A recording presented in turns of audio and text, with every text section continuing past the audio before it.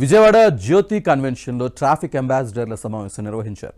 సమాచారం పంచడమే ప్రజల ప్రయాణానికి మీ సర్వోత్తమ సహకారం అనే నినాదంతో ఈ కార్యక్రమాన్ని చేపట్టారు. ముఖ్య అతిథిగా హాజరైన సిపి రాజశేఖర్ బాబు అస్త్రం యాప్ ద్వారా ట్రాఫిక్ని ఒక రోజుకి 11 కిలోమీటర్ల నుంచి 72 కిలోమీటర్లకి తగ్గించామని చెప్పారు.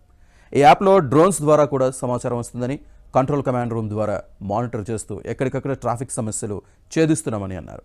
ఫ్యూచర్లో ట్రాఫిక్ కండిషన్ ఎలా ఉండబోతుందో కూడా ఈ యాప్ ద్వారా తెలుసుకోవచ్చని, ఈ సాంకేతికతను ఉపయోగించుకొని అద్భుతమైన ఫలితాలను పొందుతున్నామని సిపి స్పష్టం చేశారు.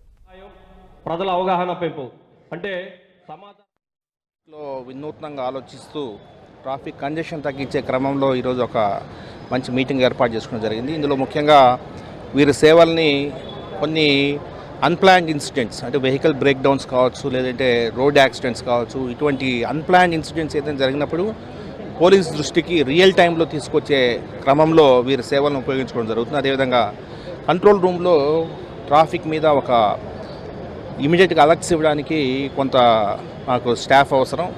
సో ఈ ట్రాఫిక్ అంబాసిడర్ సేవల్ని అందులో కూడా ఉపయోగించుకోవడం అనేది రెండవ ప్రాధాన్యంగా మేము గుర్తించి ఈరోజు ఒక మీటింగ్ ఏర్పాటు చేయడం జరిగింది. అదేవిధంగా ట్రాఫిక్ అవేర్నెస్ క్యాంపెయిన్స్లో ప్రజల్లోకి తీసుకుపోయే క్రమంలో కూడా వీరి యొక్క సేవలను ఉపయోగించుకోలేక, అదేవిధంగా అస్త్రం అనే ఏదైతే మనము ఆర్టిఫిషియల్ ఇంటెలిజెన్స్ టూల్ ఏదైతే ఉందో దాన్ని ఉపయోగించి ప్రజలకి మెరుగైన ట్రాఫిక్ని అందించే క్రమంలో వీరి సేవల్ని ఉపయోగించుకునేలాగా ఈరోజు దాదాపు 393 మంది ట్రాఫిక్ అంబాసిడర్స్ని ఈరోజు నియమించుకోవడం జరిగింది.